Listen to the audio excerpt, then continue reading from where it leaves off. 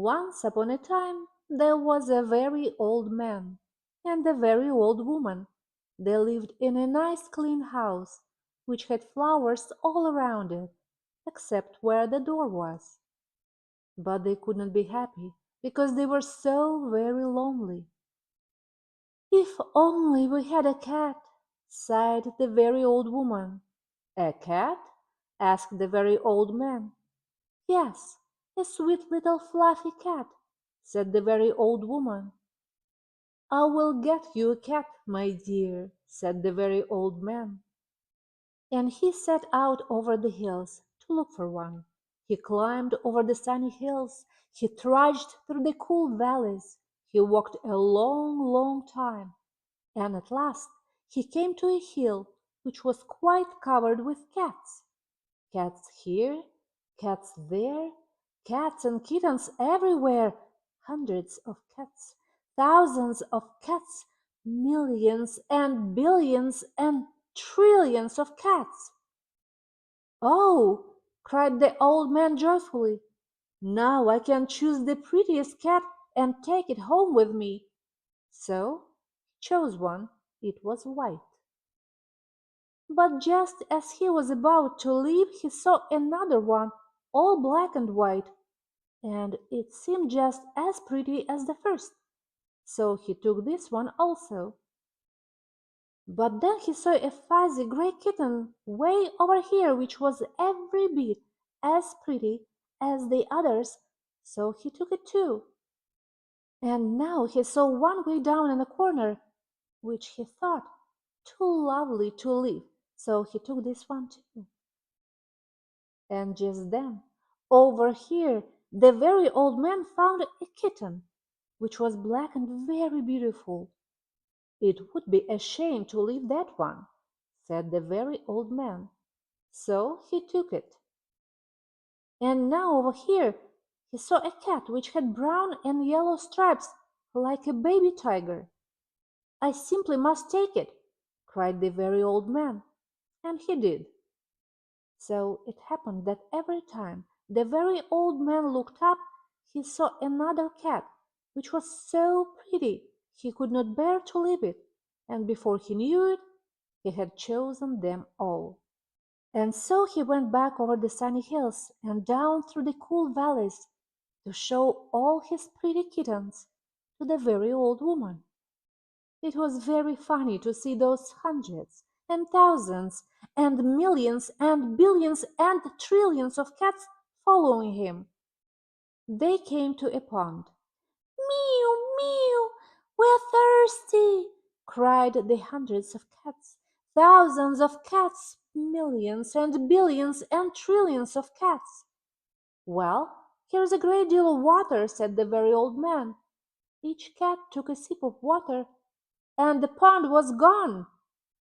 "Mew, mew, now we're hungry," said the hundreds of cats, thousands of cats, millions and billions and trillions of cats. "There is much grass on the hills," said the very old man. Each cat ate a mouthful of grass, and not a blade was left. Pretty soon the very old woman saw them coming. "My dear," she cried, "what are you doing? I asked for one little cat, and what do I see? Cats here, cats there, cats and kittens everywhere. Hundreds of cats, thousands of cats, millions and billions and trillions of cats. But we can never feed them all," said the very old woman. "They will eat us out of house and home." "I never thought of that," said the very old man. "What shall we do?" The very old woman thought for a while, and then she said, "I know. I will let the cats decide which one we should keep." "Oh, yes," said the very old man, and he called to the cats, "Which one of you is the prettiest?" "I am, I am, no, I am, no, I'm the prettiest, I am, No, I am, cried hundreds and thousands and millions and billions and trillions of voices, for each cat thought itself the prettiest. And they began to quarrel.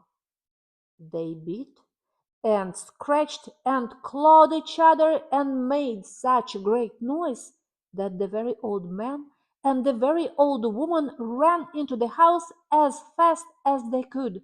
They did not like such quarreling, but after a while the noise stopped, and the very old man and the very old woman peeped out of the window to see what had happened. They could not see a single cat. "I think they must have eaten each other all up," said the very old woman. "It's too bad." "But look," said the very old man, and he pointed to a bunch of high grass. In it sat one little frightened kitten. They went out and picked it up. It was thin and scraggly. "Poor little kitty," said the very old woman. "Dear little kitty," said the very old man. "How does it happen that you were not eaten up with all these hundreds and thousands and millions and billions and trillions of cats?" "Oh, I'm just a very homely little cat," said the kitten. "So when you asked who was the prettiest, I didn't say anything, so nobody bothered about me." They took the kitten into the house, where the very old woman gave it a warm bath and brushed it for until it was soft and shiny. Every day they gave it plenty of milk, and soon it grew nice and plump. "And it is a very pretty cat after all," said the very old woman. "It is the most beautiful cat in the whole world," said the very old man. "I ought to know, for I've seen hundreds of cats, thousands of cats, millions and billions and trillions of cats, and not one was as pretty as this one."